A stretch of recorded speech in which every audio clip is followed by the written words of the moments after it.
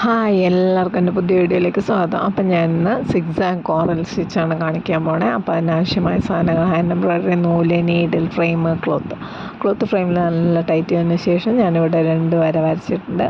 അപ്പം താഴത്തെ വരിയിലൂടെ ആദ്യം തന്നെ സൂചി ഇതുപോലെ വലിച്ചെടുക്കുക. എന്നിട്ട് മുകളിലെ വരിയിൽ കുറച്ച് വിട്ടിട്ട് നമ്മൾ സൂചി ഒന്ന് കുത്തി എടുക്കുക.